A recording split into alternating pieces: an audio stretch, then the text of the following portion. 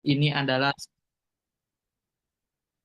ide adalah sebuah kesempatan bagi kita semua, gimana caranya teman-teman semuanya bisa mengupgrade tulisan teman-teman semuanya dengan pemateri kita pada hari ini. Terima kasih Ibu sudah Teteh barangkali udah datang gitu, udah menyempatkan hadir pada kegiatan Lokakarya kali ini. Sebelum nantinya kita membahas secara detail CV dari pemateri kita pada hari ini, sebelumnya izinkan saya untuk berinteraksi dulu bersama teman-teman peserta. Teman-teman boleh on cam dulu semuanya. Saya rasa lebih afdol gitu kalau kita on cam.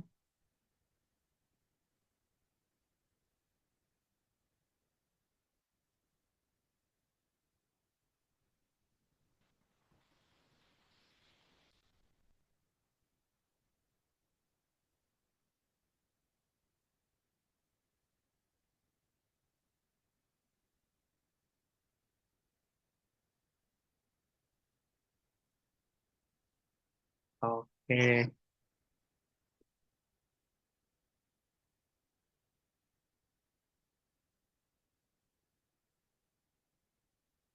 siap teman-teman semuanya. Kita mulai saja Lokarya pada hari ini dengan narasumber kita yang sangat luar biasa ini. Teman-teman semuanya, tentunya kita perlu mengupgrade diri kita, perlu mengupgrade tulisan kita. Barangkali tulisan teman-teman essay kemarin, termasuk saya ya Kang Bapak, apa namanya ya, kita terus untuk belajar gimana caranya eh, bisa mengabdi, bisa menginspirasi kepada seluruh pemuda-pemudi di Provinsi Jawa Barat. Kan tapi kita juga jangan sampai puas dengan pencapaian kita, jangan sampai merasa diri kita, gelas kita udah penuh gitu. Kita terus mengosongkan gelas agar kemudian ilmu-ilmu yang ada bisa terus kita serap dan bisa terus kita sebarkan dan manfaatkan kepada seluruh umat yang ada di Indonesia ini.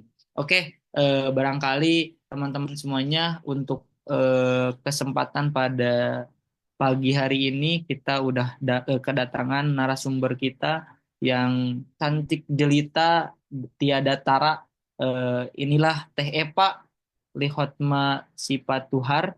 Beliau eh, orang yang sangat luar biasa gitu teman-teman semuanya. Jadi diharap teman-teman semuanya bisa mendengarkan, menyimak apa yang akan disampaikan oleh TEPA. Beliau adalah delegasi terbaik dalam 5 program pertukaran internasional jangka pendek Jepang, Turki, Singapura, Thailand, dan Malaysia pada tahun 2021-2022. Lalu beliau juga peraih 2 medali emas dalam teknologi dan inovasi pemuda Asia Internasional Malaysia Rusia pada tahun 2021.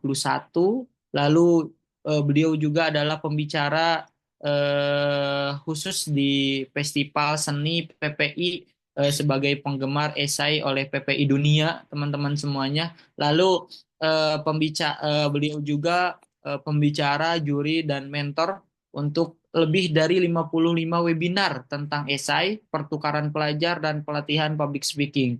Jadi yang diundang oleh teman-teman Akang Teteh Paguyuban Duta Baca Jawa Barat ini bukan orang sembarangan. Nah, maka dari itu teman-teman semuanya saya harap kita semua bisa mendengarkan secara maksimal, bisa menyimak secara maksimal karena eh, ilmu itu mahal, maka dari itu tiada ruginya untuk kita mendengarkan dan menyimak apa yang akan disampaikan oleh Teh Epa. Pada narasumber kita yang terhormat, saya persilahkan. Oke, tadi sorry manggilnya Kang Asep ya. Ya, Teh.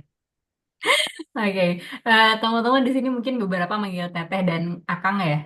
Teman-teman nanti boleh panggil Kak Eva aja biar lebih nyaman atau kalau misalnya mau panggil Teh Eva juga boleh gitu.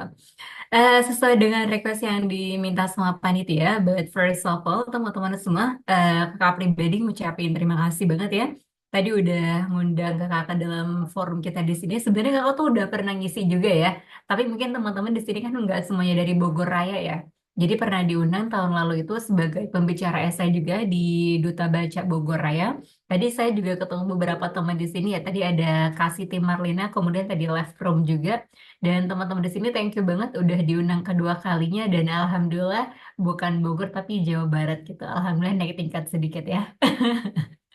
Dan teman-teman semua tadi saya mau ucapkan terima kasih kepada Kang Wafi, kemudian tadi Mas Fahmi juga dan teman-teman yang lain juga yang sudah ada di sini. Ada juga adik kelas aku juga ya di sini ada Mariza. Nggak nyadar juga ternyata duta baca dari Jawa Barat juga ya Mariza. Teman-teman semua sebelum kita mulai sesinya, oke, aku coba izin share untuk slide-nya ya. Nanti kalau misal aku ada kendala sinyal, nanti izin, nanti aku coba ganti sinyal dulu. But kita try dulu ya. Semoga sinyal yang di sini aman-aman aja. Oke, udah kelihatan ya? Wait a moment. How to? Wait a moment. Oh, sorry. Mana cara buat ini bisa jadi? Oke, udah. Sorry. Oh,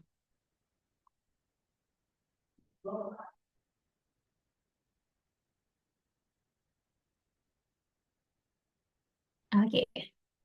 Udah kelihatan ya teman-teman semua? Oke, so sebelumnya thank you so much for coming everyone. Terima kasih teman-teman semua sudah datang dan juga sudah bergabung dengan kelas kita pada malam hari ini, dengan sesi kita pada pagi hari ini. Walaupun tadi kata Kak Mafi, kalau tidak salah tadi harusnya banyak yang hadir ya. Cuma mungkin karena satu dua agenda, teman-teman yang lain pada belum bisa hadir terlebih dahulu. Tapi that's okay, karena saya di sini saya selalu bawa satu tagline ya teman-teman semua sebelum kita masuk ke dalam sesi kita itu, bahwasanya di sini teman-teman semua adalah duta gitu, dan saya percaya teman-teman semua pasti punya banyak banget kapabilitas dan juga prestasi yang mungkin unggul dibandingkan teman-teman yang lainnya gitu. Dan pada hari ini teman-teman mungkin yang ada di room ini pada pada pagi hari ini udah membuktikan bahwa teman-teman one step ahead dibandingkan yang lain, karena teman-teman itu jiwa pembelajarnya tuh keren banget gitu. Jadi thank you ya. Oke. Dan teman-teman semua kenalin, ini adalah tema yang kakak bawa pada pagi hari ini. Nanti kurang lebih 1 jam ke depan juga ya, kalau kakak lihat di schedule-nya. So let's make your essay better. Jadi kakak tahu mungkin teman-teman di sini juga pasti punya banyak ya ketertarikan di bidang kepenulisan, apalagi kan dia adalah duta baca. Kalau kemarin kakak pas ngisi di bagian yang duta baca Bogor, mereka tuh rata-rata konsentrasinya adalah di bidang nulis, kemudian nulis puisi, nulis cerpen, dan juga beberapa ada juga yang suka juga khususnya bagian cowok ya. Ada juga yang sukanya itu di bidang leadership. Tapi teman-teman semua kalau bisa, kakak boleh tahu sebelumnya di sini jenjangnya SMA atau rata-rata udah kuliah? Boleh Kuliah. dibuka mikrofon aja. Oh, kuliah rata-rata kuliah ya. Oke, ya rata-rata udah pada kuliah ya. Jadi kalau misal teman-teman udah jenjangnya kuliah, kakak yakin teman-teman pasti common dengan yang namanya esai. Karena bisa dibilang salah satu jenis perlombaan yang paling banyak di tingkat perkuliahan itu adalah esai. Itu no debate ya. Itu nggak bisa diperdebatkan. Oh, teman-teman semua, oke. Ini kakak mau ngucapin hello dari kakak pribadi. Oke, tadi mungkin udah sedikit perkenalan tentang kakak sendiri ya. BTW teman-teman ada yang tahu backgroundnya ini di mana? Ada yang tahu nggak? Kalau misal nggak pada tahu, aku sedih sih beneran. Ada yang tahu nggak ini di mana backgroundnya? Background tempatnya maksudnya. Anyone?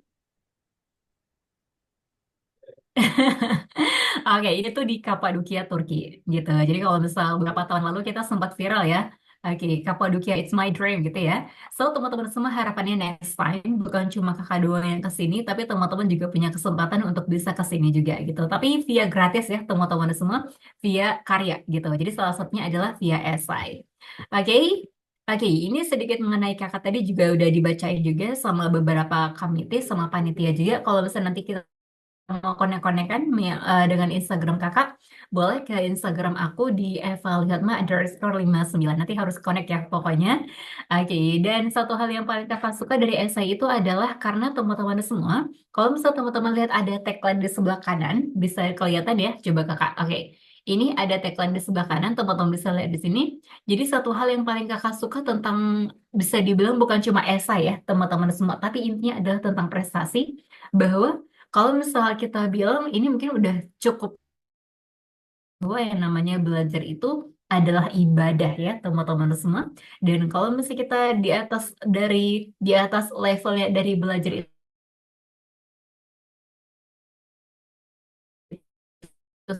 sendiri adalah kita dakwah gitu. Dan salah satunya mungkin teman-teman semua tanpa sadar juga hari ini adalah kakak di sini juga bukan cuma sekedar ngasih sharing ya, tapi juga salah satu metode dakwah gitu. Kakak ngajarkan apa yang kakak tahu, kakak berbagi ilmu sama teman-teman semua. Dan harapannya next time bukan cuma kesempatan kakak doang gitu bisa ada di sini, karena teman-teman semua juga pasti punya kesempatan yang sama in the next stage gitu, di kesempatan selanjutnya. So teman-teman, ayo kita cari ibadah sebaik-baiknya ya. Salah satunya dengan ya kita berprestasi gitu. Oke, ini singkat aja. Oke, kita lihat ini teman-teman semua beberapa, kalau misalnya kita lihat sebenarnya ada banyak. Kalau misal teman-teman di sini kan sebenarnya tema besarnya adalah mengembangkan atau mungkin mengupgrade diri khususnya di bidang kepenulisan. Dan kalau misal teman-teman ngomongin tentang kepenulisan, kepenulisan itu sebenarnya banyak. Sorry.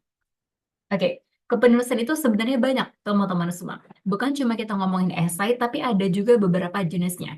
Ada esai, ada KTI, atau yang biasa kita sebut dengan LKTI, lomba karya tulis ini ya, teman-teman. Ada juga paper. Biasanya paper ini adalah dia yang berbasis yang modern, atau mungkin esai populer ya. Biasanya juga disebut dengan paper gitu. Ada juga kalau misalnya teman-teman tingkat university, karena semuanya rata-rata university ya, jadi kakak kira nggak akan, maksudnya nggak akan heran dengan kata-kata PKM, kemudian KBMI, kemudian lomba debat, podcast, itu kan semuanya basicnya adalah kepenulisan teman-teman. Walaupun mungkin di apa ya, dituntut juga atau ditambah juga dengan skill teman-teman khususnya di bagian public speaking gitu ya. Next time kalau misalnya kita mau ngomongin public speaking boleh ngundang kakak lagi ya. Oke, dan last one teman-teman, ini salah satu yang paling kakak suka juga. Ini adalah lomba, bukan lomba juga sih, tapi ini salah satu ajang yang menurut kakak akan sangat nge-broaden, sangat membuka mindset kita tentang dunia luar, yaitu ada student exchange, conference, dan juga summer course, which is semuanya teman-teman semua, kakak bisa pastikan bahwa basicnya adalah kepenulisan, gitu. Karena salah satu seleksi nanti untuk teman-teman bisa maju ke dalam tahap itu atau perlombaan-perlombaan itu adalah dengan yang namanya kepenulisan. What did you write? Apa yang teman-teman tuliskan di atas kertas atau mungkin di atas paper teman-teman semua. Oke, oh wait. Oke, ini beberapa yang harus kita prepare. Kakak singkat aja ya, biar nanti kita bisa banyak lebih masuk ke dalam bagian materi dan juga contoh-contohnya.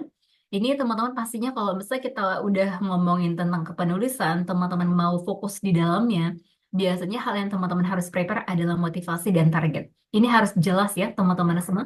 Dan salah satu, kalau misalnya menurut kakak pribadi, motivasi dan target yang paling kuat itu adalah dari diri teman-teman sendiri. Dan somehow itu juga bisa berpengaruh dari luar. Misal ya, ya punya, misal punya partner yang mendukung untuk kita berkembang, atau mungkin punya lingkungan atau circle yang dia itu mendukung kita untuk tetap berkembang.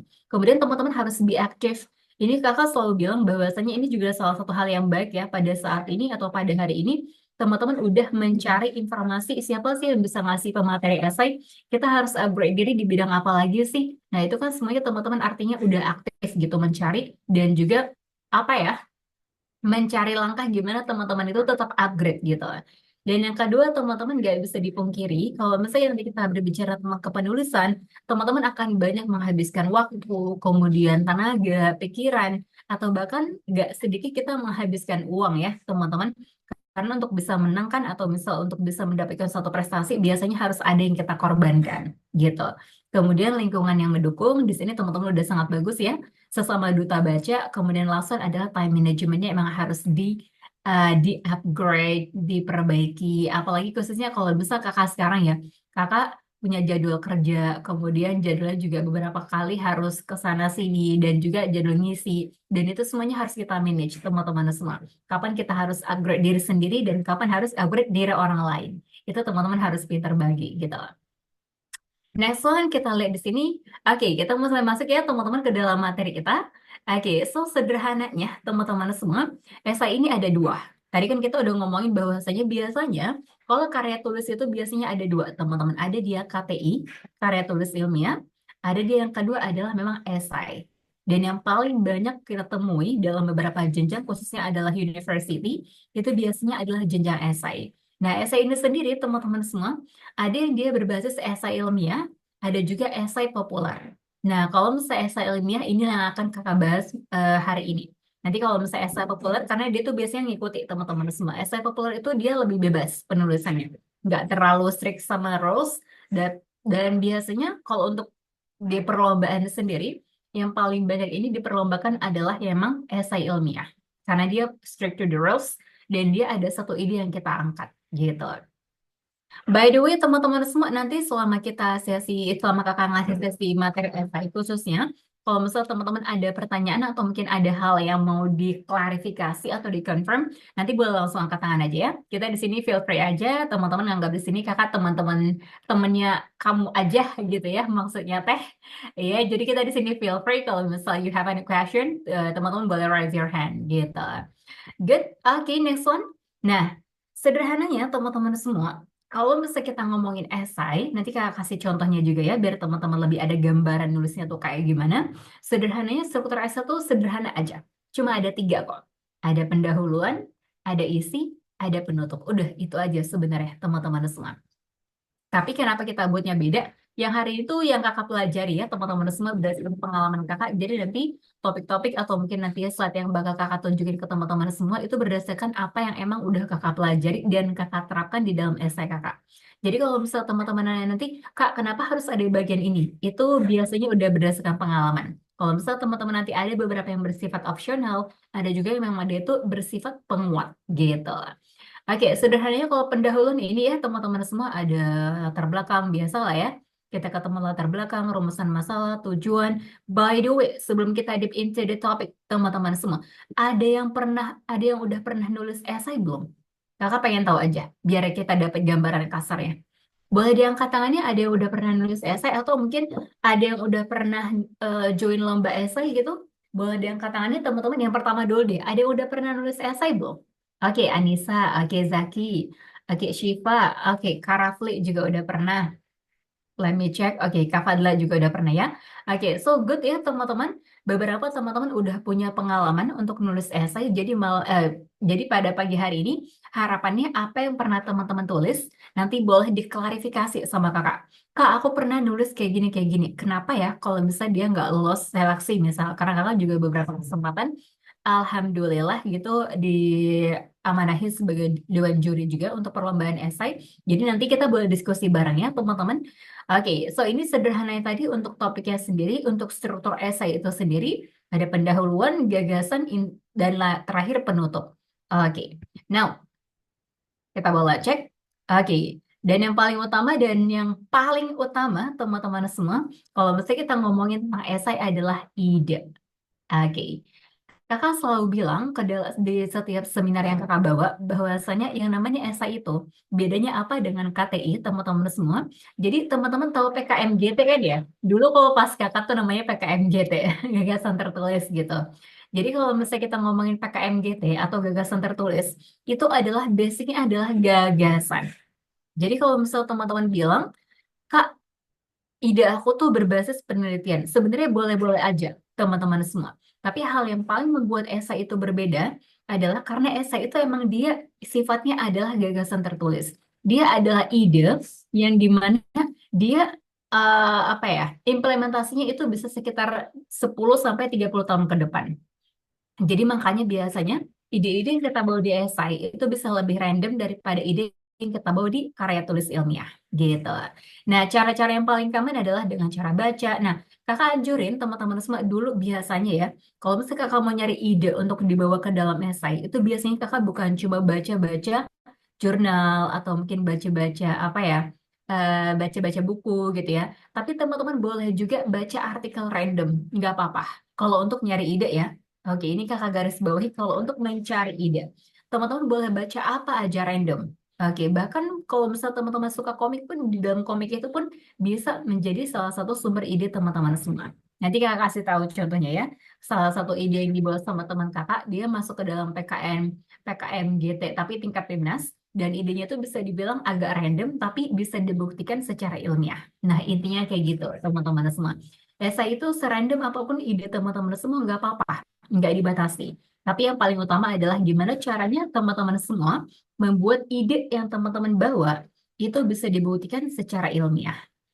Makanya namanya esai ilmiah ya teman-teman semua.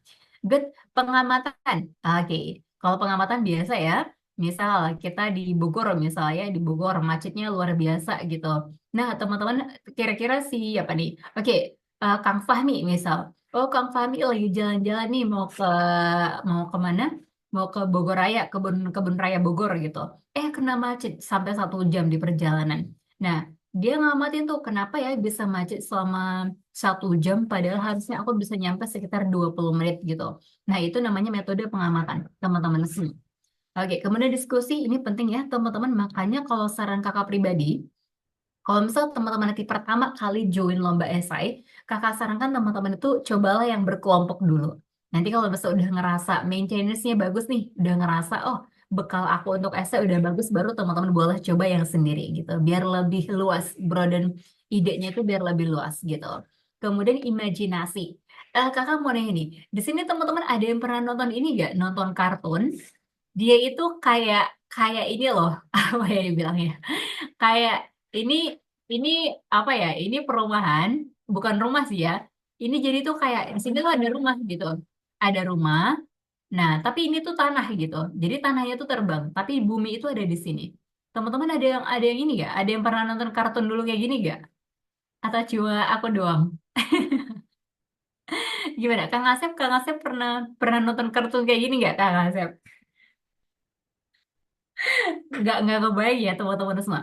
Jadi ini tuh tanah, ini akar. Nah ini akar-akar pohon. Kan dia di sini ada pohon ya teman-teman semua. Kan ada pohon di sini.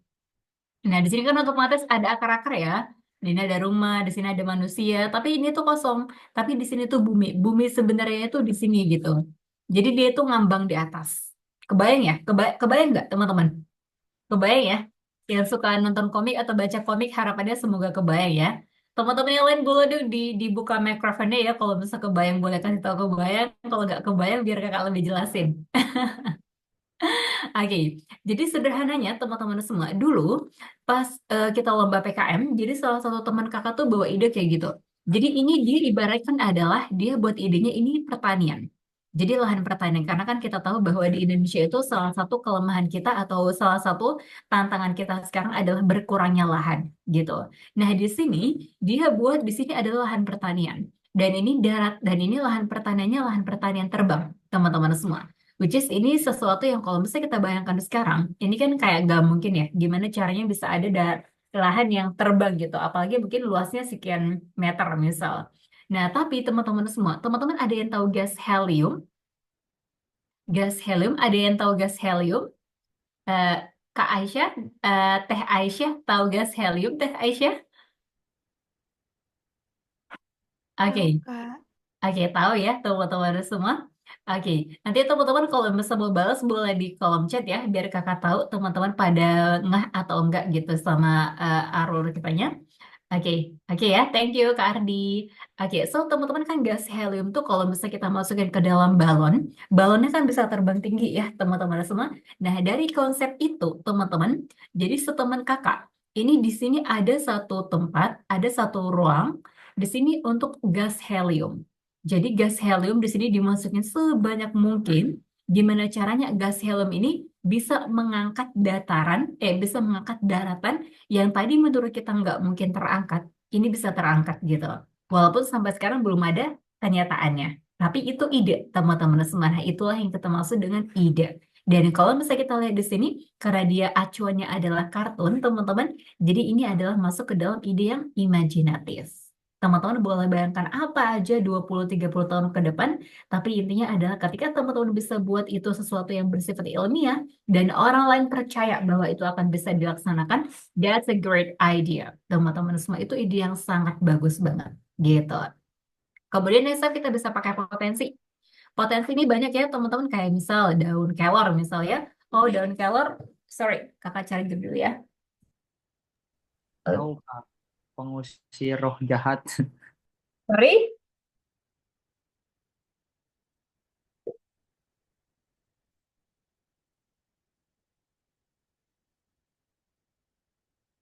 Oke, misal kalau sekarang tuh banyak isunya adalah daun kelor ya, teman-teman, daun kelor atau apalagi daun satu lagi temannya si daun kelor, ada yang tahu gak?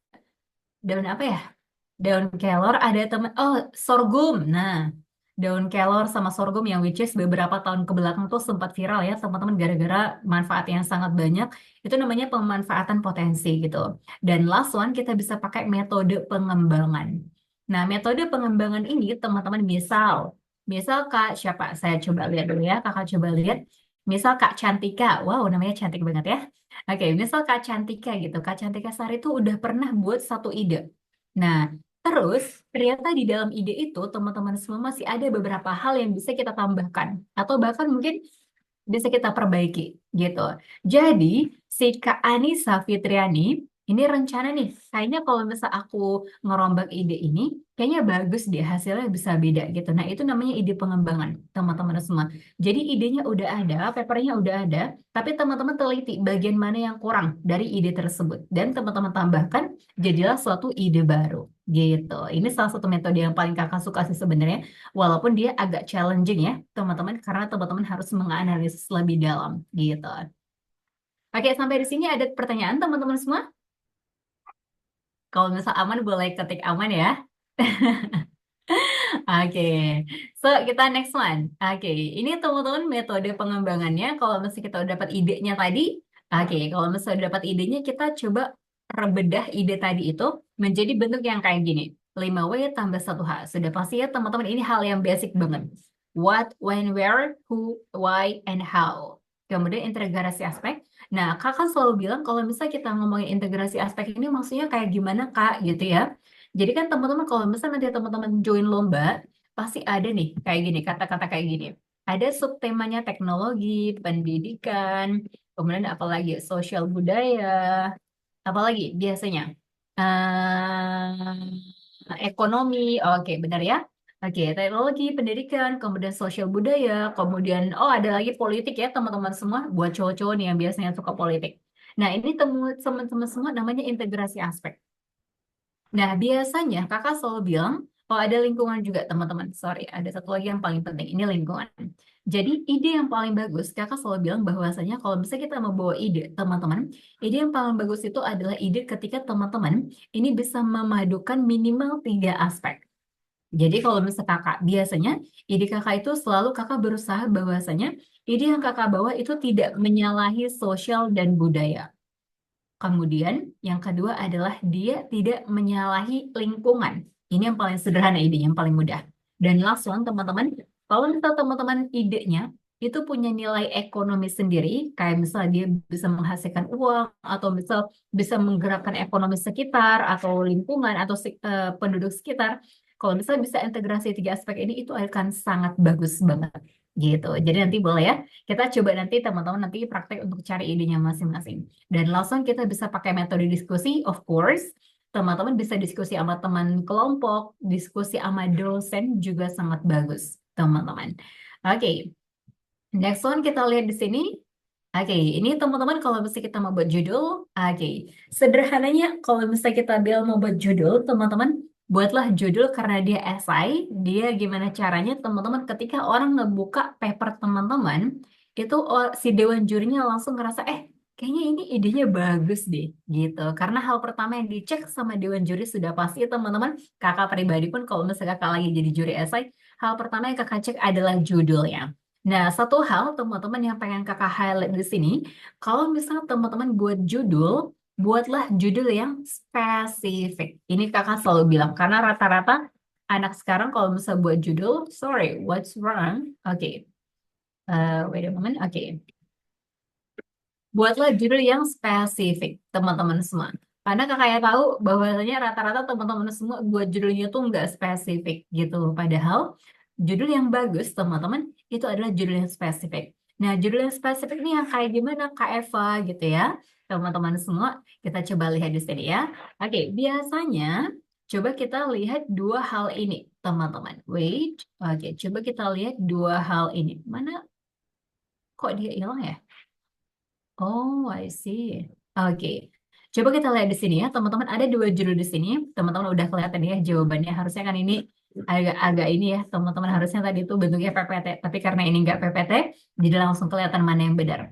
Tapi coba perhatikan teman-teman. Jadi kalau misalnya kita buat judul, itu biasanya kakak konsepnya adalah what. What, berarti kalau what itu adalah, boleh lihat di sini ya, teman-teman.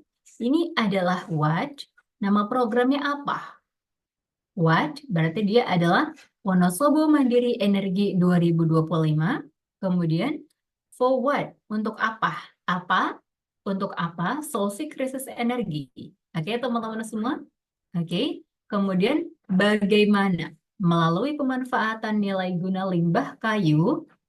Nah, baru fungsinya, teman-teman. Sebagai pembangkit listrik di mana? Di Kabupaten Wonosobo. Sederhananya gitu. Jadi kalau misal teman-teman mau buat judul, pilihlah judul yang spesifik, teman-teman. Ini kakak kasih tahu ya, contoh spesifik, contoh bentuk ide yang spesifik sama yang kurang spesifik. Pertama, kan kalau misal teman-teman nulis esai, pasti banyak banget yang suka nulis esai itu judulnya kayak gini.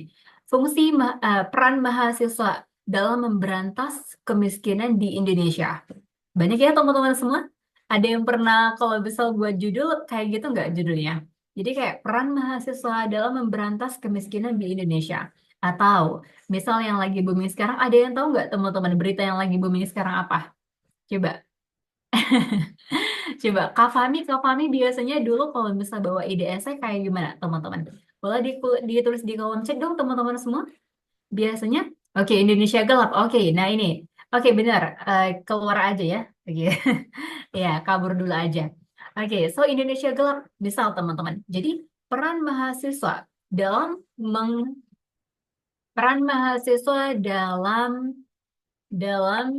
apa ya? Peran mahasiswa. Oke, peran mahasiswa dalam memberantas Indonesia gelap, misal, atau peran mahasiswa dalam proyek Indonesia gelap. Nah, kurang lebih seperti itu, teman-teman semua. Tapi intinya adalah, kata-kata kuncinya itu biasanya adalah peran, atau mungkin fungsi, atau mungkin aplikasi yang bisa digunakan, atau mungkin kebijakan. Itu semua rata-rata dia adalah, konsepnya adalah tidak spesifik, teman-teman semua. Contoh, ini kalau misalnya kita lihat di sini ya. Nih, pemanfaatan limbah kayu sebagai pembangkit listrik di Kabupaten Wonosobo. Ini sebenarnya udah agak spesifik, teman-teman semua. Tapi yang buat ini nggak spesifik adalah, nih, pemanfaatan limbah kayu sebagai pembangkit listrik. Ini sebenarnya dia kurang spesifik idenya, teman-teman semua. Dan satu hal lagi, ini kalau misalnya kita baca di sini, ini idenya kurang menarik, kurang bombastis, teman-teman. Nah, dan terakhir adalah dia kurang SPB. Singkat, padat, berisi. Ini emang singkat dan padat, teman-teman semua, tapi nggak berisi. Gitu. Nah, kalau misalnya kita lihat judul yang kedua, nah ini satu tips juga ya buat teman-teman semua. Kalau misalnya teman-teman next time mau nulis ide atau mungkin mau bawa ide, teman-teman semua, kakak suka banget sama esai. Ini bukan kakak doang ya, tapi biasanya Dewan Juri. Kalau misal teman-teman lihat di judul-judul PKM juga rata-rata pasti yang punya program. Jadi kalau misal teman-teman bawa ide esai, bawalah ide esai yang dia tuh kayak program. Aman ya teman-teman semua? Paham nggak kalau misalnya kakak bilang kayak program? Jadi ini teman-teman coba teman-teman lihat, Wonosobo Mandiri Energi 2025 ini adalah sebuah program. Jadi dia tuh idenya kayak program gitu, teman-teman semua. Jadi kayak program, walaupun sebenarnya bukan program, tapi ide. Tapi teman-teman punya suatu nama untuk ide teman-teman yang spesifik, gitu. Kayak misal dulu, kakak pernah dulu bahwa nama idenya adalah Cisor. Jadi Cisor itu adalah eh, Cisor itu adalah Chilor and Sorghum eh Cisor. Jadi kakak lupa kan? Intinya adalah porridge. Intinya adalah bubur, teman-teman semua. Dia bubur dari bahan dasar daun kelor dan juga daun sorghum. Kemudian dia diolah menjadi bubur.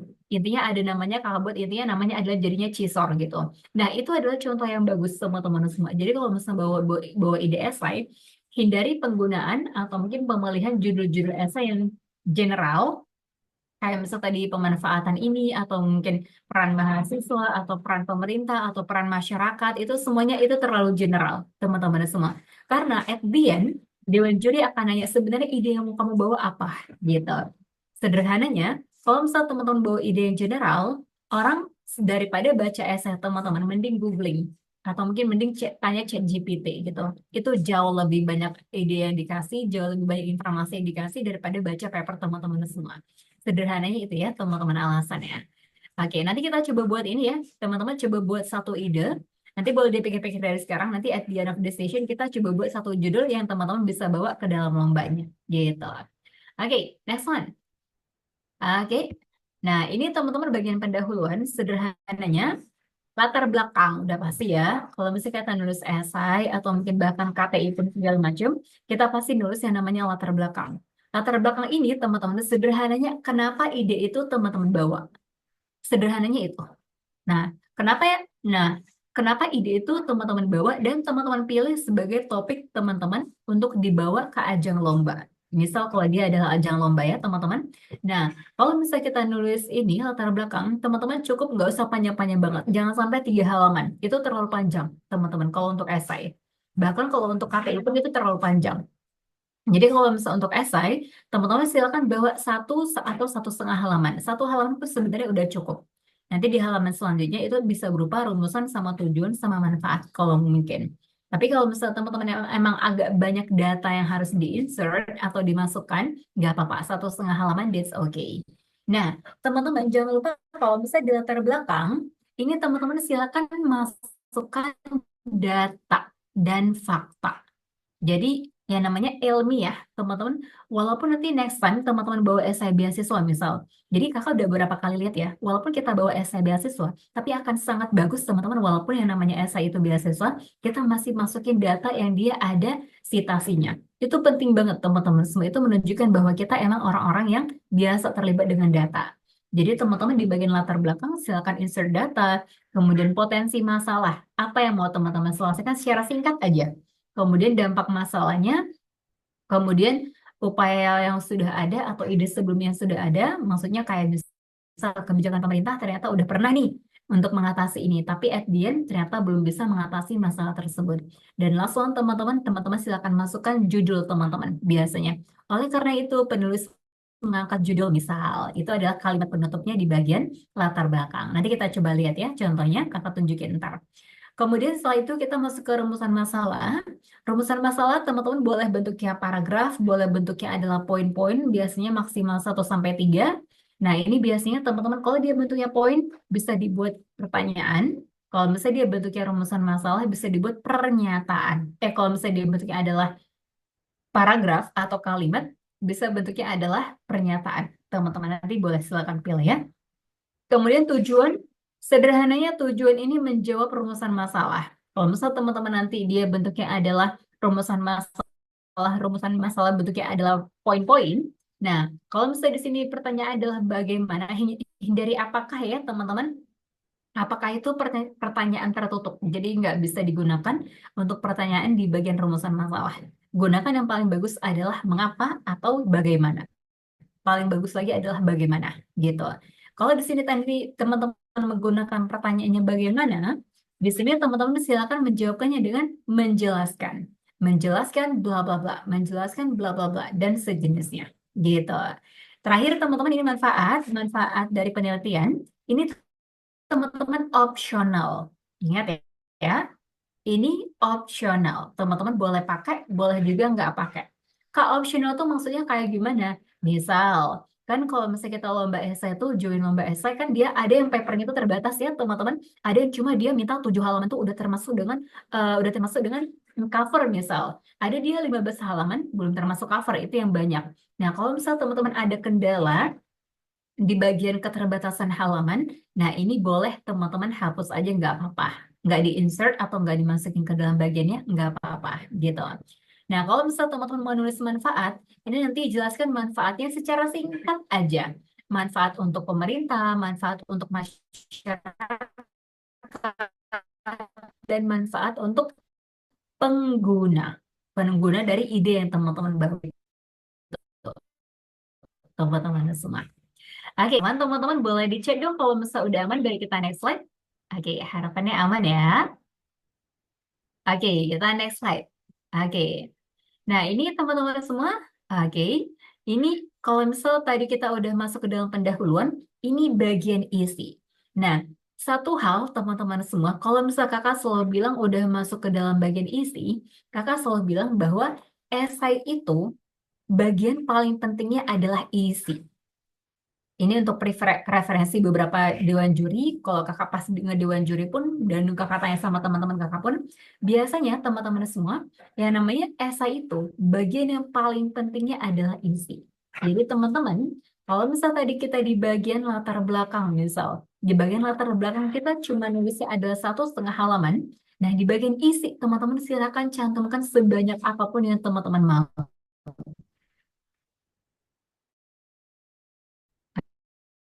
Oke, jadi kita mencantumkan bagian isi itu sampai 3 atau bahkan sampai 5 halaman. Itu bagus banget teman-teman semua. Kalau misalnya ada space untuk isi yang bagus, gitu. Nah, coba kita lihat ya, Kak Eva, kalau misalnya kita nulis bagian isi, nah atau ide gagasan, teman-teman, apa aja sih yang harus kita bahas, teman-teman semua? Nah, di sini kakak ngebaginya menjadi empat bagian, di mana ini akan membantu teman-teman kalau misal teman-teman mau nulis gitu. Jadi kan biasanya kalau essay itu kita nggak pakai bagian-bagian ya teman-teman. Nah di sini kakak coba bagi menjadi beberapa bagian untuk mempermudah teman-teman nanti kalau bisa pas udah mau nulisnya gitu. Kita mulai dari yang bagian pertama teman-teman semua. Oke, kita start with number one ya. Here. Nah yang pertama teman-teman biasanya kita akan, kalau kakak pribadi ya, kakak sangat suka dengan satu ide gagasan yang dia dimulai dengan pembahasan kondisi terkini. Kak, kondisi terkini tuh maksudnya kayak gimana, Kak? Misal, teman-teman semua. Oke, Kakak coba coba tanya sama Kang Fahmi deh. Kang Fahmi biasa, kalau sekarang Kang Fahmi, boleh dong Kang Fahmi dibuka mikrofonnya bentar? Boleh. Oke, Kang Fahmi, permasalahan apa menurut Kang Fahmi yang krusial sekarang di Indonesia? Permasalahan banyak. Bisa satu aja yang bisa, yang ada, yang bukan Oh, jangan yang politik ya, politik. jangan yang politik ya teman-teman semua, tapi yang common, benar. Kita menghindari politik Oke. untuk akhir-akhir ini. Mungkin Gimana Kang lingkungan Fahmi? sih, Kak. Lingkungan, Hmm, spesifiknya? kayak penebangan hutan ataupun kayak pencemaran lingkungan aja gitu sih, Kak. Oke, pencemaran lingkungan. Spesifiknya lagi, itu kan masih Atau general. enggak pengelolaan sampah. Oke, pengolahan sampah. Misalnya teman-teman semua, oke, kita lihat bahwa di Indonesia itu banyak banget sampah. Jangankan ya terdekat aja ya teman-teman semua, Jawa Barat. Teman-teman bisa melihat di mana-mana ada sampah, bahkan di Bogor sendiri pun ya masyarakatnya sangat suka buang sampah ke sungai, itu banyak banget ya teman-teman.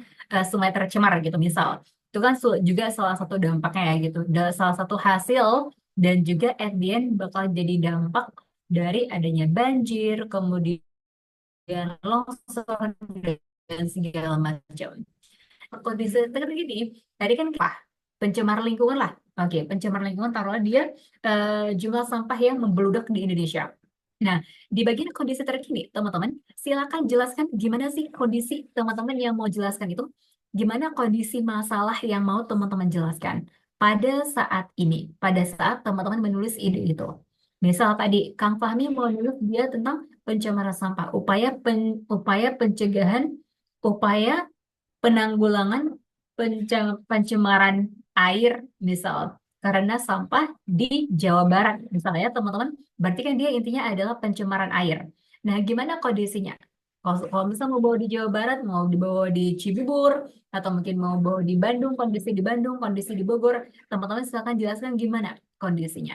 Nah di sini teman-teman cukup tulis 1/2 halaman aja. Nah di sini teman-teman boleh pakai citasi, boleh enggak. Tapi kalau misalnya yang paling bagus lagi, kalau misalnya teman-teman ada data pemerintah setempat, itu akan sangat bagus kalau misalnya teman-teman di sini pakai citasi, gitu. Kemudian yang kedua, teman-teman. Nah, kita tadi kan udah ngomongin tentang kondisi terkininya.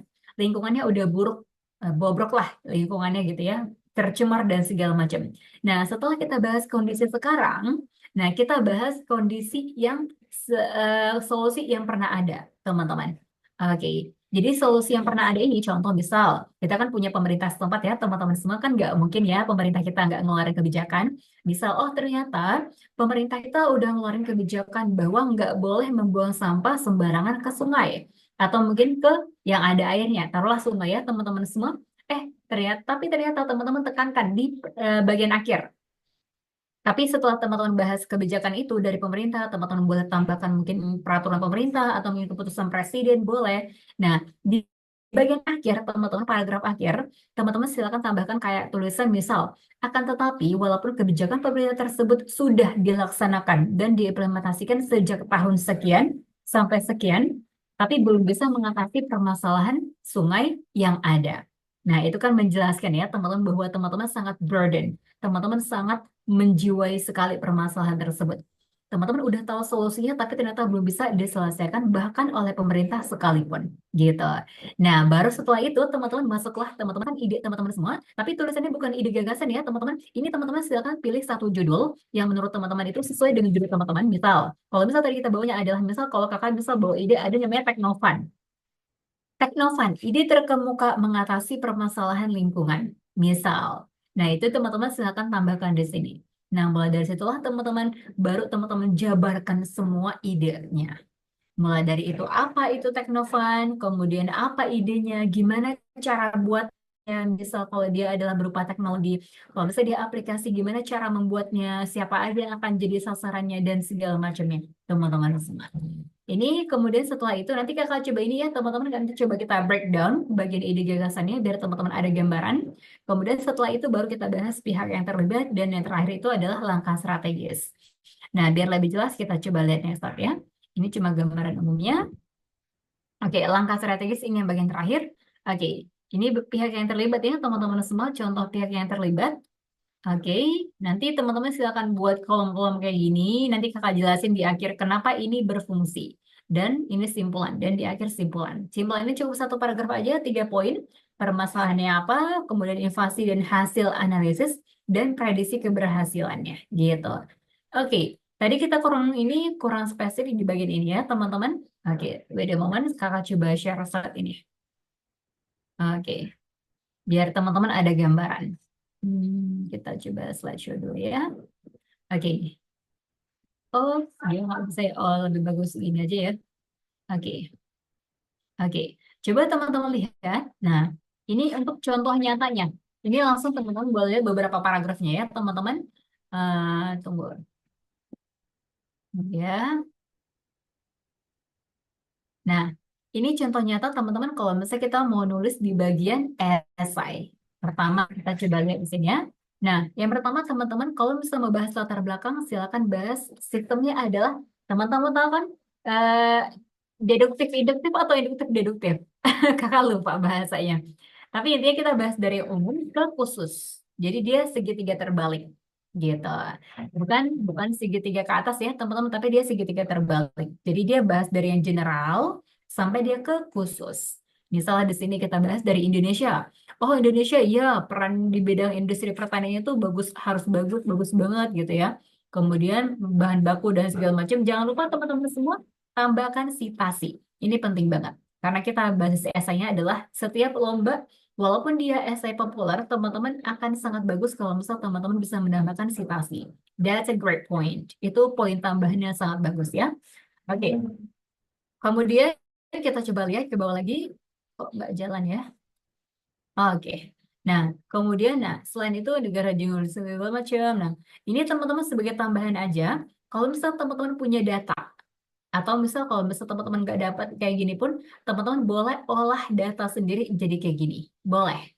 Kalau misal teman-teman nggak dapat data yang kayak gini. Kalau misal teman-teman mau ngolah sendiri, boleh. That's a great point also. Tapi kalau misal teman-teman nggak dapat, plek ketiplek nggak dapat data yang kayak ginian, atau mungkin data pendukung. Nah, di sini kan ada 9 miliar jiwa, terus ada BPS 2018. Ini datanya. Ini boleh teman-teman tambahkan kalau misal punya. Ini untuk memperjelas secara gamblang teman-teman latar belakang teman-teman itu ada datanya gitu. Tapi kalau misalnya nggak ketemu gimana Kak? Nggak apa-apa gitu ya. Kalau misalnya nggak ada, nggak apa-apa. Oke. Now, next one teman-teman kita coba lihat ke bawah lagi. Oke, ini berdasarkan data di atas, kemudian teman-teman jelaskan sedikit. Nah, ini yang tadi kakak bilang, nih, Ini yang tadi kakak bilang di akhir kita silakan tambah kalimat statement. Ini namanya closing statement, teman-teman semua. Kan udah dijelaskan segala macam, terus di akhir teman-teman bilang, maka undersea farming hadir sebagai solusi masa depan yang mampu menopang pertanian Indonesia maju, Indonesia menuju Indonesia Mandiri Pangan 2045. Kayak gini. Jadi teman-teman di akhir tuh ada kayak closing statement di mana teman-teman menegaskan bahwa ide teman-teman itu akan menjadi salah satu solusi terkemuka terhadap masalah yang teman-teman angkat gitu. Kelihatan ya teman-teman bahasanya emang bahasa-bahasa debate kayak gitu. Jadi emang harus bermain kata-katanya. Good. Nah, ini tujuan setelah kita masuk ke bagian latar belakang tadi tujuan. Nah, ini teman-teman kalau misalnya tadi kakak bilang ya, bisa bentuk paragraf, bisa bentuk poin. Kalau misalnya bentuknya paragraf, teman-teman gunakan yang paling bagus adalah bentuknya pernyataan. Ini kan kalimatnya pernyataan ya, teman-teman. Menciptakan, kemudian merumuskan. Nah, ini semua kalimatnya adalah pernyataan. Kalau misalnya teman-teman membuat yang bentuknya question, Kak, aku pengennya di bentuknya pertanyaan. Boleh. Tapi kalau misalnya teman-teman membuat pertanyaan, buat pernyataan, hindari pertanyaan dengan apakah. Yang paling bagus adalah mengapa, atau yang paling bagus lagi adalah bagaimana. Gitu. Ini kemudian coba kita lihat lagi teman-teman. Ini manfaat. Nah, tadi manfaat kakak bilang ini ya, manfaatnya yang paling bagus kalau misalnya teman-teman mau buat, ini ada bagi pemerintah apa, bagi masyarakat apa, bagi petani, karena di sini mungkin undersea farming.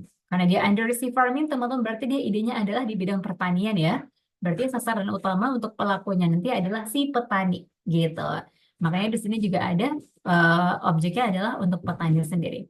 Ini kakak yang ini ya teman-teman yang agak keagamaan kemarin tuh ada juga yang umum nanti coba kakak lihat tapi ini sederhananya aja kalau misalnya teman-teman mau lihat. Ini fenomena, oke, fenomena pertanian, oke, ini karena di ini ya, oke, tunggu kita bahas ini aja biar teman-teman nggak bingung. Ini bagian isi teman-teman semua, oke, boleh kita perhatikan. Tadi kakak bilang adalah yang pertama di bagian isi itu kita bahas kondisi. Ada yang masih ingat? Kita bahas apa dulu di bagian awal banget?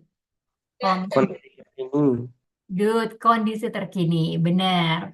Nah, coba teman-teman perhatikan. Ini idenya, teman-teman, sederhananya adalah kakak jelasin idenya dulu ya, biar teman-teman ada gambaran. Jadi idenya itu, ini teman-teman tahu commuter line ya, KRL, tahu ya? Nah, kalau misalnya sejauh yang teman-teman tahu, KRL itu penggeraknya dengan apa, teman-teman? Ada yang tahu? Listrik. Good, listrik ya. Dengan magnet listrik ya, teman-teman semua, dia dengan listrik dan dia bisa menggerakkan magnetnya dan itu butuh energi yang besar. Bahkan kalau nggak salah, nanti teman-teman lihat di sini ada bagus banget perhitungannya. Bahkan untuk bisa bolak-balik teman-teman semua, KRL itu sekali-kali jalan terus bolak terus balik itu bahkan bisa menghabiskan dana 1 juta sekali dia jalan gitu. Jadi dia besar termasuk teman-teman semua untuk pengeluarannya gitu. Nah, di sini gimana caranya teman-teman semua ide ini agak unik. Jadi ide ini itu dia gimana caranya KRL teman-teman semua yang biasa teman-teman naik atau mungkin yang sekarang udah pernah naik bus gitu ya untuk ke Bandung Teh. Nah, itu gimana caranya dia menggunakan listriknya itu dibantu dengan energi angin. Jadi bayangkan teman-teman, oke, bayangkan nanti gambarannya kurang lebih kayak gini. Ini KRL gitu ya. Taruhlah ini, bayangkanlah ini KRL ya, teman-teman semua walaupun entah kayak apa, bayangkan ini KRL, terus ada kayak kincir angin kecil di sini. Kebayang ya teman-teman di setiap sudutnya sama atas. Jadi ini di atas, ini pinggir kanan, ini pinggir kiri, terus di sini di tengah-tengah juga ada. Nah ini sampai ke belakang teman-teman semua. Jadi ini sampai ke belakang, semuanya ada, semuanya ada, semuanya ada, semuanya ada, semuanya ada, semuanya ada, semuanya ada. Ini adalah idenya. Jadi dia buat kincir angin, dia memanfaatkan energi angin untuk mengubah angin menjadi listrik yang akan membantu pergerakan dari si KRL-nya. Jadi kita bisa lebih hemat biaya pastinya, teman-teman semua. Idenya bagus ya, teman-teman udah kebayang ya idenya kayak gimana? Nah, coba kita lihat gimana cara dia membedah idenya ke bagian isi. Oke, tadi kita bilang di bagian pertama kita bahas adalah kondisi terkini atau permasalahan yang sedang terjadi.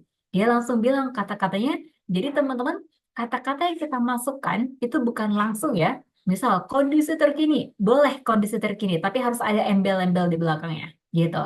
Kalau di sini dibahasnya adalah Indonesia darurat energi fosil. Fosil ini kan bumi ya teman-teman yang dia habis sekali pakai aja dan dia tidak bisa diperbaharui, gitu.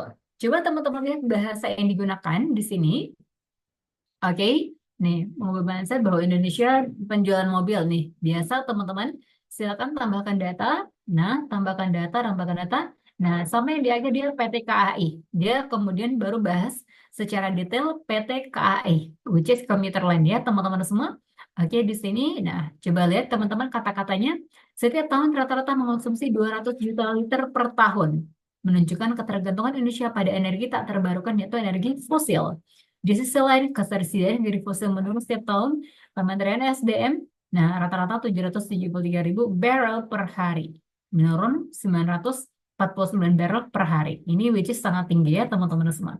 Ini dia bahas kondisi terkini bahwa Indonesia itu sedang membutuhkan energi fosil atau krisis energi fosil. Oke. Kemudian teman-teman, nah ini yang tadi ya. Tadi kan kita bahas yang kedua poinnya adalah ada yang masih ingat teman-teman semua poin kedua di bagian isi? Ada yang masih ingat? Solusi yang pernah ditawarkan kah atau yang solusi Good. Alright, good. Solusi yang pernah ditawarkan atau solusi sebelumnya. Ini kan tadi kita bilang kalau misal definisinya adalah pemerintah pasti pernah buat kebijakan, teman-teman. Dari sini coba kita lihat di sini kata-kata yang dia cantumkan, kata-kata yang kita masukkan dalam menyikapi Indonesia darurat energi fosil, Kementerian ESDM, which is ini pemerintah ya teman-teman semua. Ini kan kementerian itu adalah bagian dari pemerintah telah mengeluarkan Peraturan Menteri ESDM nomor 1 tahun 2013 tentang pengendalian BBM bersubsidi. Nah, ini kan dia bagus teman-teman bahasanya.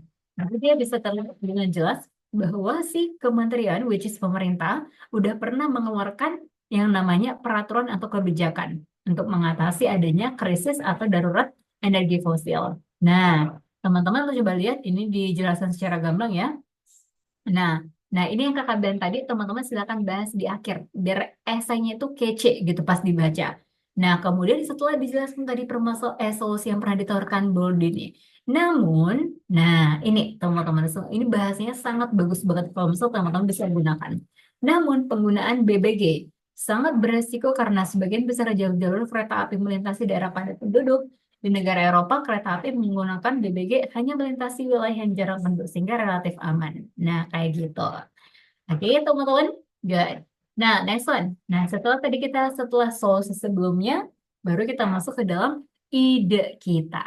Ini baru idenya, teman-teman. Nah, teman-teman boleh mulai dari potensi apa yang mau teman-teman angkat. Kalau di sini adalah potensi angin menjadi listrik. Which is semua orang udah pasti tahu ya, teman-teman salah satu negara terkemukanya juga Belanda, negara kincir angin, udah bisa mengolah angin menjadi energi listrik. Nah, kalau di Indonesia kan kita masih jarang banget ya, teman-teman semua pemanfaatannya. Nah, angin, teman-teman jelaskan apa itu angin, potensi angin, kemudian apa lagi yang bisa kita bahas. Coba kita lihat lagi ya. Nah, ini di sini ada anak matematika nggak, teman-teman? Ada anak matematika, anak fisika, atau anak kimia? Fisika matematika deh. Ada nggak? Ada? Oh, nggak ada ya kelihatannya ya. Iya. Kalau misal teman-teman nanti bawa ide, apalagi idenya tuh bersifat dia teknik, teman-teman. Bukan teknik ya, tapi sesuatu yang beride, sesuatu ide yang dia tuh adalah bentuk prototype, atau mungkin idenya itu adalah sesuatu yang bisa kita gunakan, aplikatif. Intinya yang bukan bukan aplikasi lah, bukan aplikasi, bukan kebijakan, akan sangat bagus teman-teman kalau misal at the end, teman-teman bisa menggunakan perhitungan matematika. Ini bagus banget sebenarnya kalau misal teman-teman bisa gunakan. Karena kenapa? Perhitungan matematika, perhitungan fisika, atau perhitungan kimia itu sangat membuktikan bahwa ide teman-teman itu nggak bisa dibantah. Apalagi kalau misal perhitungan teman-teman tepat sasaran gitu. Kalau di sini teman-teman lihat, nah ini dia bahkan bisa menghemat hasil. Coba kita lihat ya, di bawah statnya yang bagus, ini bisa menghemat hasil sampai beberapa cc atau sampai beberapa juta. Ini kereta mandiri, ini energi, ini ide dia, kereta mandiri. Nah, ini tadi konsepnya yang kakak bilang, kelihatan ya teman-teman. Ini semuanya kipas, kipas, kipas, kipas. Ini tampak atas kipasnya. Oke, ini tampak atas kipasnya dari ini samping, samping, atas. Semuanya dikasih kipas atau kincir angin.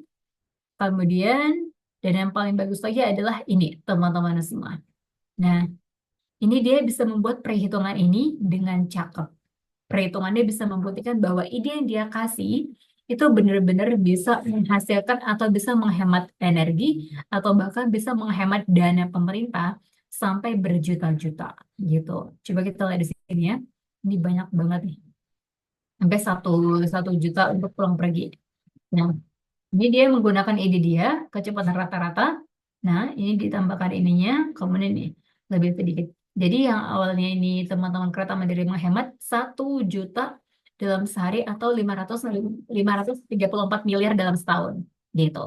Jadi dia dari ide yang sederhana ini, teman-teman, dia ternyata bisa membuktikan bahwa dengan sekali berangkatnya KRL itu per hari, itu dia bisa menghemat 1,4 juta, which is per tahunnya itu 534 miliar per tahun teman-teman. Jadi emisi gas buang juga pasti lebih dikit ya teman-teman, karena kan menggunakan energi yang dia tuh energi terbarukan. Angin kan bisa diperbaharui setiap saat ya teman-teman.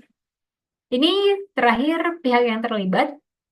Nah tadi kan kakak bilang, kenapa sih kak kita harus pakai pihak-pihak yang terlibat? Kalau misalnya nggak pakai, boleh nggak kak? Boleh teman-teman semua. Kalau misalnya ada keterbatasan halaman dalam lomba teman-teman, nggak apa-apa. Kalau misal nggak bisa mencantumkan isi pihak yang terlibat. Tapi intinya adalah kenapa kakak tambahkan ini biar kelihatan aja bahwa ide teman-teman semua yang mau teman-teman bawa ke dalam perlombaan, itu bisa kelihatan nih, oh ide ini kemungkinan akan bisa terimplementasi dan udah ada nih, kalau misalnya kita mau langsung mengimplementasikan, kita udah tahu siapa aja yang akan terlibat. Pemerintah pusat, teman-teman silakan hubungkan sama ide teman-teman sini. Karena di sini adalah idenya adalah di bidang transportasi, teman-teman. Sudah pasti pemerintah pusat dan kementerian yang berhubungan pasti Kementerian Perhubungan. Kalau misal teman-teman di bidang aplikasi, misalnya yang paling banyak sekarang, berarti kementerian yang teman-teman bawa adalah Kementerian Teknologi dan Informasi, misal. Ini BUMN karena akan membutuhkan banyak dana, teman-teman semua. Kementerian Keuangan sebagai penyuplai anggaran sudah pasti. Di RUT PT KAI ini spesifik ya. Ini teman-teman silakan pilih dan silakan sesuaikan dengan ide teman-teman. Ini langkah strategis. Nah, kalau langkah strategis kenapa Kak kita perlu mencantumkannya juga? Sama halnya kayak tadi teman-teman. Kita udah punya langkah-langkah, udah punya orang atau pihak-pihak yang akan terlibat kalau misalnya diimplementasikan. Nah, kalau misal kita tinggal mengimplementasikan, kita pun udah tahu langkah-langkah mengimplementasikannya kayak gimana. Jadi ini tuh ibaratnya teman-teman semua, orang pas baca paper teman-teman semua, pas baca esai teman-teman semua, langsung kepikiran, wah ini kalau bisa dilaksanakan atau diimplementasikan, ini tinggal implementasi doang. Kita nggak perlu mikir apa-apa lagi. Udah tahu pihak yang akan bantu siapa, langkah-langkahnya udah tahu kayak gimana, sederhananya gitu teman-teman semua. Karena kakak selalu bilang bahwa yang namanya esai yang paling bagus, esai yang paling bagus itu teman-teman semua esai yang bisa buat orang langsung kepikiran bahwa kalau misalnya kita melaksanakan ide ini akan bagus banget ketika diimplementasikan dan bisa diimplementasikan gitu. Ini teman-teman semua. Oke, so what's now? Ini tergantung teman-teman ya. Intinya adalah ya kakak berharap teman-teman semua semoga dengan beberapa hal yang kakak sharing tadi, yang kakak bagikan tadi sama teman-teman semua bisa men-trigger teman-teman buat ke depannya untuk lebih semangat kalau misal mau cenderung terjun ke dalam dunia kepenulisan, baik itu esai atau teman-teman punya preferensi yang lain. Tapi saran kakak, walaupun teman-teman suka nulis apapun, suka nulis puisi, suka nulis cerpen, tapi menurut kakak satu hal yang pasti, yang penting banget buat teman-teman punya skillnya adalah skill menulis esai, teman-teman. Karena itu akan sangat berguna, bahkan kalau misal teman-teman mau ngambil beasiswa S2, itu akan sangat dibutuhkan, gitu. Ini teman-teman benefit ya, sederhananya. Kemudian influence others pastinya. Kalau misal teman-teman udah bisa berprestasi dari essay atau dari karya yang teman-teman bisa hasilkan, teman-teman secara nggak langsung akan mempengaruhi orang lain. Like what it did now. Seperti sebagaimana yang kakak lakuin sekarang sama teman-teman semua. Oke, jadi teman-teman 85% mahasiswa ragu untuk maju, tapi I hope you guys are the 15% of them. Harapannya teman-teman adalah 15% dari mereka yang berani untuk maju. Ini teman-teman core values, so people listen when you're good, kemudian that changes from yourself, teman-teman semua. And everyone, has the chance. Setiap orang punya kesempatan yang sama. So I agree bahwa teman-teman semua juga punya kesempatan yang sama.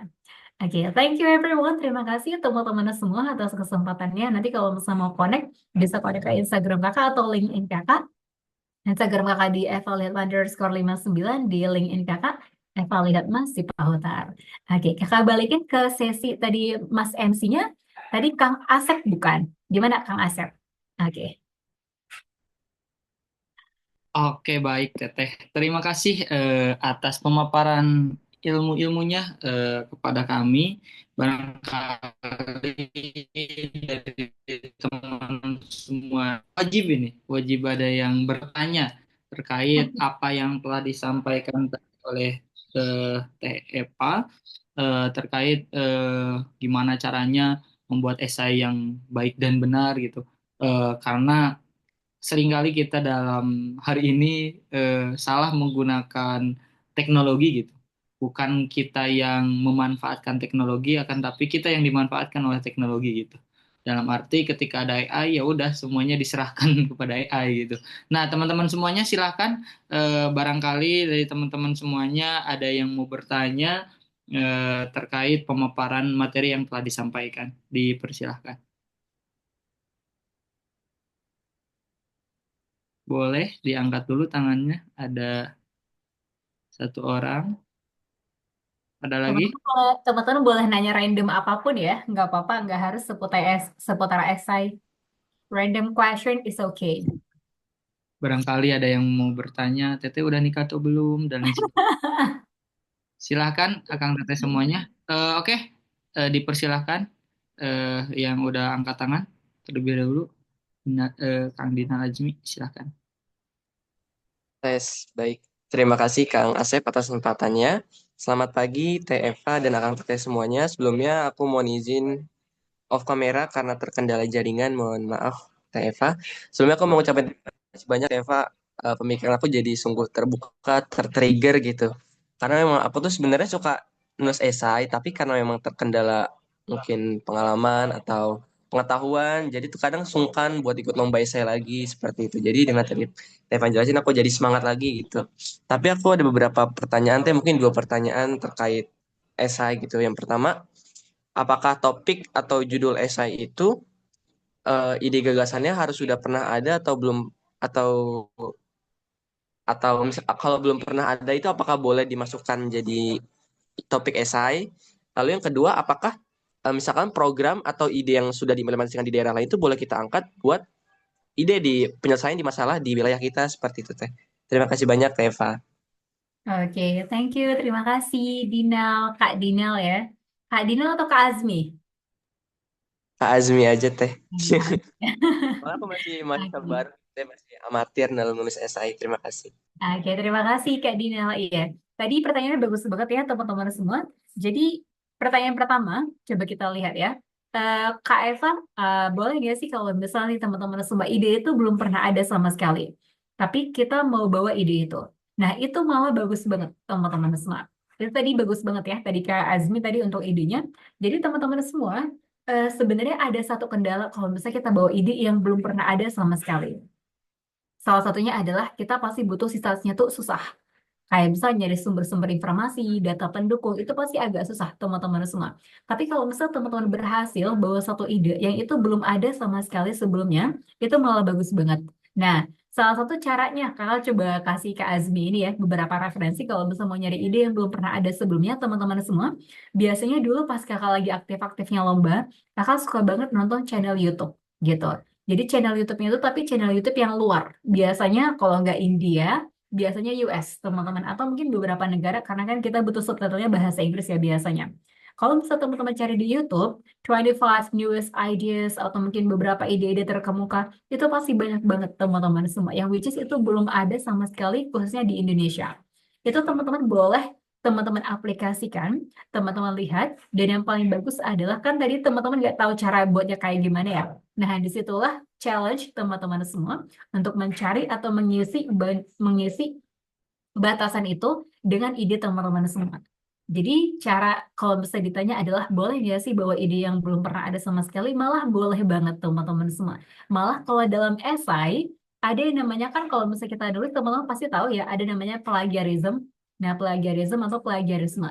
Malah kalau misalnya kita bawa ide yang udah ada terus kita bawa ke punya kita terus kita ganti nama kita itu namanya plagiarisme teman-teman. And that's exactly bad. Itu sebenarnya nggak boleh banget ya teman-teman dalam dunia karya. Kalau misal teman-teman bayangin aja teman-teman punya karya terus tiba-tiba duplicate sama orang lain, terus tiba-tiba ganti nama and they get a reward for that dan mereka dapat reward atau hadiah dari hal itu Kan orang yang punya ide itu pasti nggak senang ya teman-teman, kecuali kita izin dulu gitu.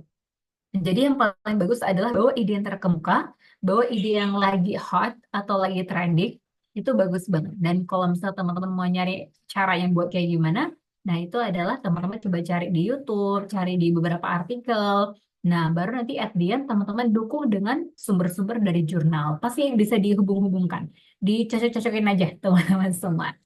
Kemudian tadi pertanyaan keduanya, misal Kak Eva, aku udah tahu nih ternyata di daerah ini, misal di daerah Cibubur misalnya, oh ada ide kayak gini. Ternyata si pemerintahnya itu atau mungkin ada nih salah satu sekolah di sana udah melaksanakan ide kayak gini. Boleh nggak Kak Eva aku bawa ide itu dengan mengganti langsung ke daerah aku. Jadi misal kereta gantung misal pertanian terbang di Bogor teman-teman semua. Ada pertanian terbang di Bogor nih. Oh aku pengen nih ada di Bandung. Pertanian jadinya idenya adalah pertanian terbang di Bandung. Nah, sebenarnya teman-teman semua karena dia beda daerah, harapannya sih ada penyesuaian dari idenya, gitu Kak Azmi. Jadi teman-teman, yang namanya ide itu kita boleh pakai metode pengembangan, kayak yang tadi kakak bilang di last method, di metode terakhir itu metode pengembangan. Tapi yang paling bagus adalah walaupun dia metode pengembangan, dia nggak boleh plek-ketiplek. Namanya juga pengembangan ya teman-teman. Jadi boleh kalau misalnya nih, tadi ternyata ada bubur sorghum anti stunting misal. Dulu kakak pernah bawa salah satu ide itu.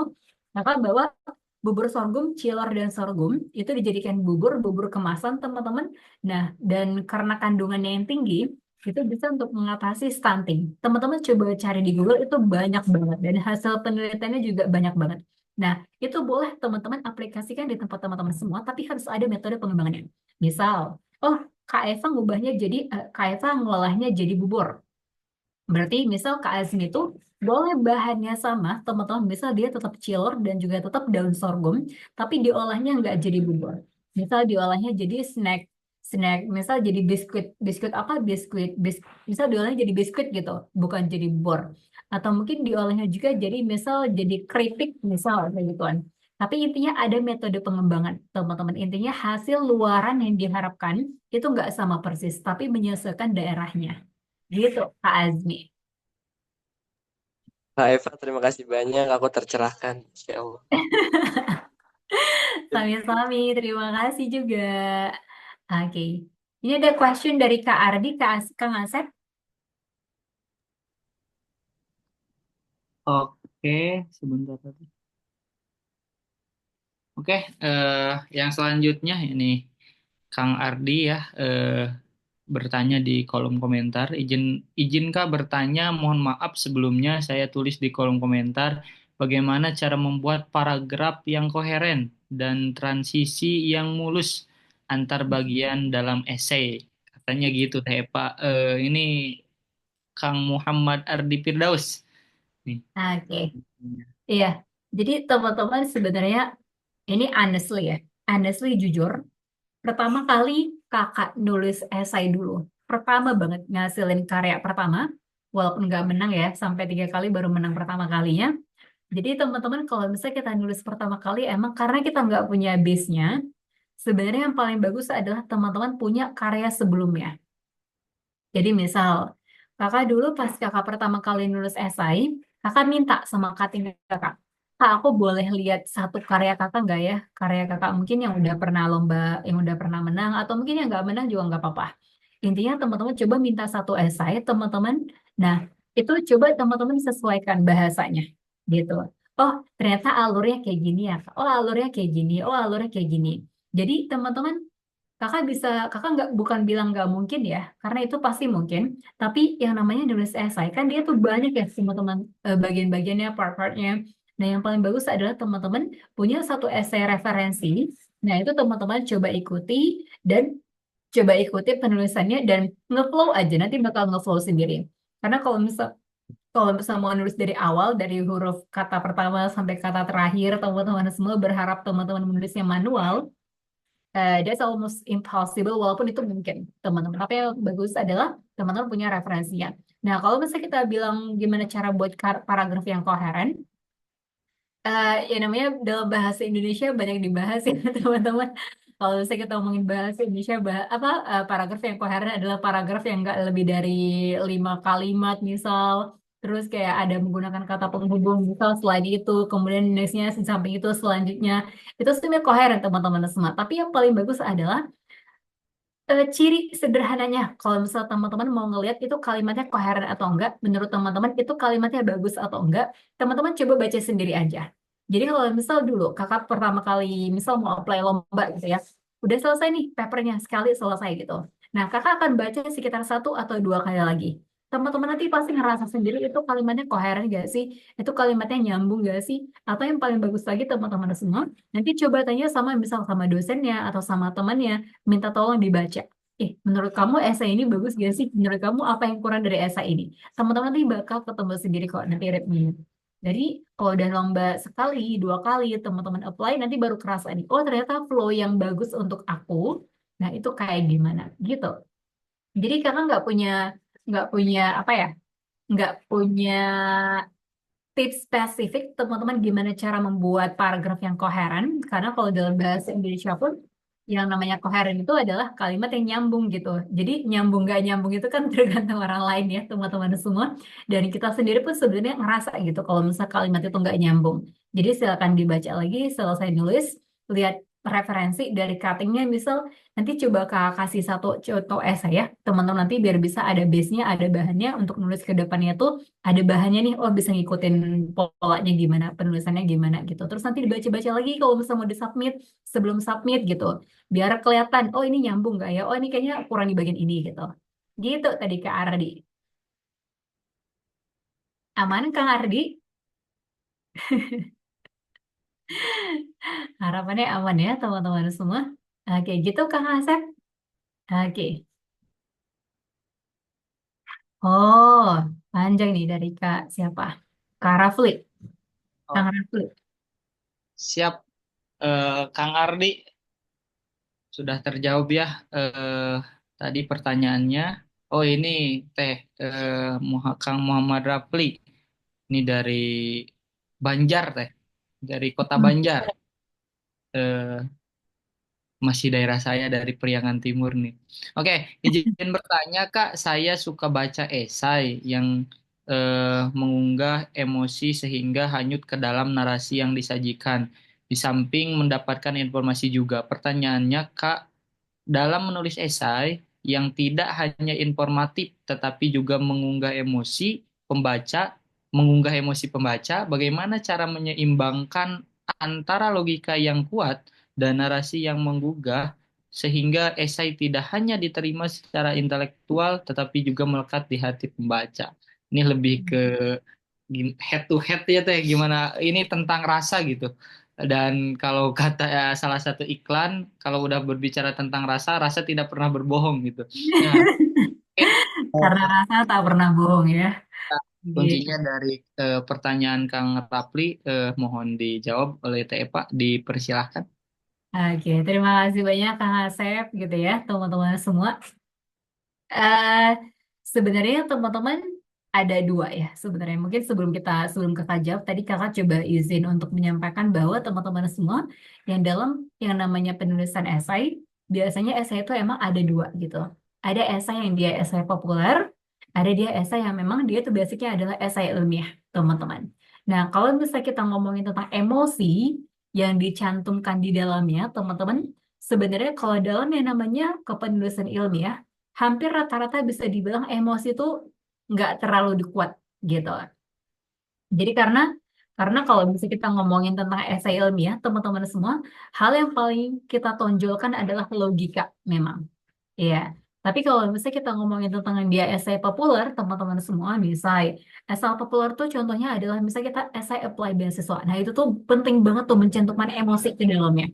Nah, silakanlah teman-teman ini. Jadi kalau misalnya intinya adalah, tapi kan tadi kakak bilang ya, walaupun kita nulis misalnya esai beasiswa, teman-teman semua, walaupun kita udah mencantumkan isinya adalah penuh dengan emosi, gimana cara menyeimbangkannya sama intelektual kita? Salah satu hal paling sederhana, teman-teman semua, adalah dengan mencantumkan sitasi. Sitasi misal, oh saya pernah gini gini gini gitu. Ya, teman-teman contoh hal kecil dari citasi itu adalah misal teman-teman semua pernah dalam esai teman-teman mencantumkan bahwa oh saya pernah ikut program ini, program ini, program ini. Tapi teman-teman harus jelaskan program itu yang mana. Programnya tahun berapa, terus teman-teman itu di sana sebagai apa. Terus teman-teman juga bisa mencantumkan kayak misal kan kalau misalnya kita mau apply beasiswa kan kita pasti beberapa butuh data ya teman-teman semua. Kayak misal, oh ternyata pendidikan di daerah saya adalah ratingnya misal rating kesekian. Oh, ternyata rating di tempat Anda itu dia masuk ke dalam daerah 3T, misal terluar, apalagi teman-teman terluar, terdepan, terbelakang gitu, bisa ya daerah 3T gitu. Jadi itu juga daerah 3T kan bisa teman-teman jelaskan dengan data-data dan daerah teman-teman itu ada di rating berapa misal kayak gitu. Itu bisa untuk membantu teman-teman semua. Tapi intinya adalah kalau misalnya kita emang ngomongin esai yang dia bersifatnya adalah ilmiah, dia emang emosi itu dikit aja teman-teman semua dilibatkan. Yang paling banyak dilibatkan adalah logika intelektual kita. Kayak misal paling hal kecil yang dilibatkan dalam esai ilmiah itu biasanya kayak misal tadi pertama teman-teman pemilihan judul. Pemilihan judul itu penting banget karena emosi orang, ketertarikan orang untuk ngebaca itu ada di situ teman-teman semua. Kemudian tadi kayak misal beberapa kalimat-kalimat penegasan di akhir setelah latar belakang misal. Namun walaupun pemerintah segala macam udah melaksanakan kebijakan, udah membuat kebijakan, tapi masyarakat ataupun tapi masalah tersebut belum terselesaikan. Itu kan ada emosi di dalamnya teman-teman semua. Yang dimana kita ada rasa pengen banget nih menyelesaikan masalah tersebut dengan ide yang kita punya. Paling letaknya di situ teman-teman semua. Tapi overall, secara keseluruhan dalam esai ilmiah, emosi itu kecil banget. Dia lebih banyak menggunakan logika gitu. Kak Rafli, Kang Rafli. Tapi kalau misalnya mau dilibatkan banyak emosi, teman-teman, itu biasanya di esai populer. Itu banyak banget dilibatkan yang namanya emosi, dan teman-teman bisa menyeimbangkannya dengan intelektual atau dengan logika itu dengan menambahkan yang namanya tadi citasi dan beberapa sumber referensi yang teraktual gitu Kang Asep. Siap, Teteh. Gimana ini Kang Muhammad Rapli, apakah sudah terjawab atau masih kurang puas? Kang Rapli. Siap, sudah. Terima kasih, Teh. Sami-sami.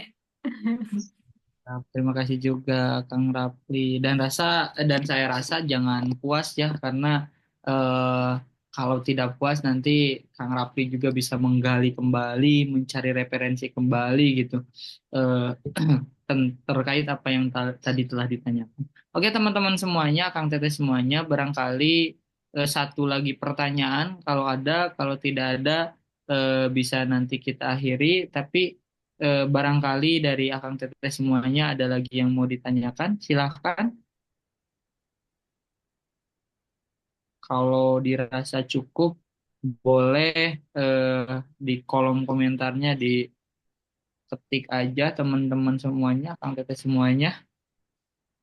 Kalau emang sudah jelas nih. Kalau ada lagi yang mau ditanyakan, silahkan teman-teman semuanya.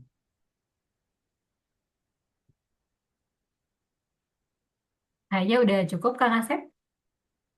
Oke, baik. Kalau udah cukup teman-teman semuanya dari Teh Eva, mungkin silahkan untuk menyampaikan closing statement-nya Teh terkait apa yang telah tadi disampaikan.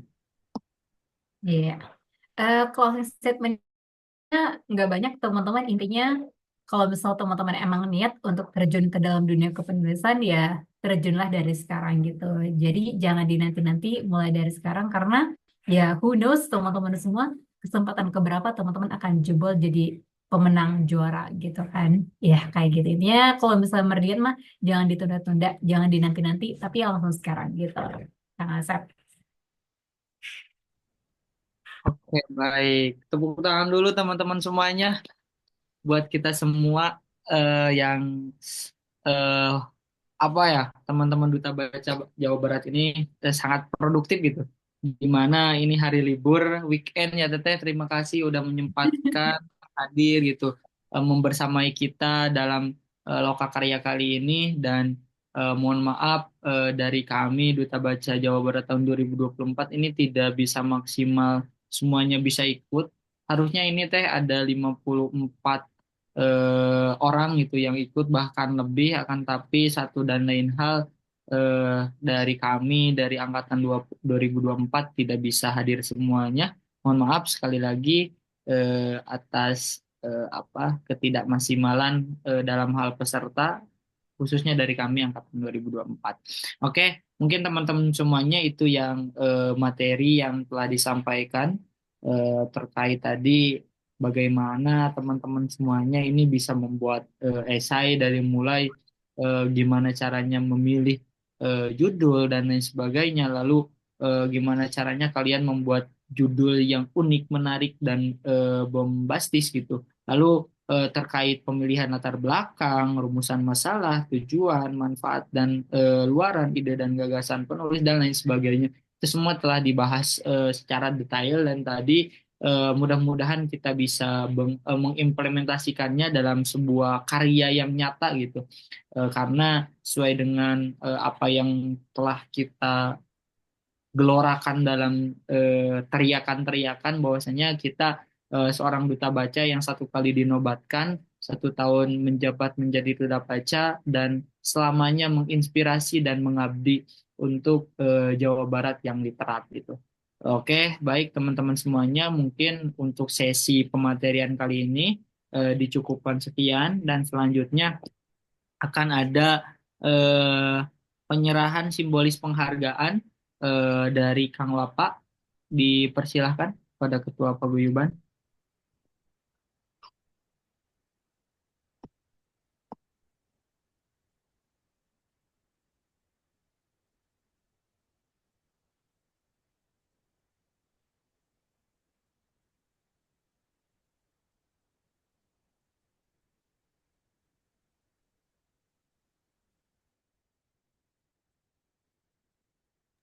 Boleh di screenshot terlebih dahulu. Kang Fahmi, barangkali.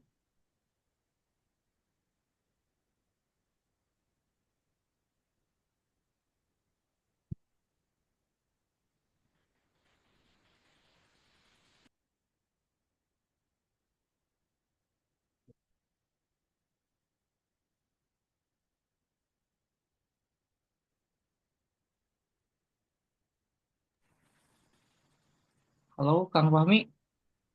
Apakah sudah barusan? Boleh diulang, Kang? Oke, siap. Diulang Kang Bapak. sekali lagi.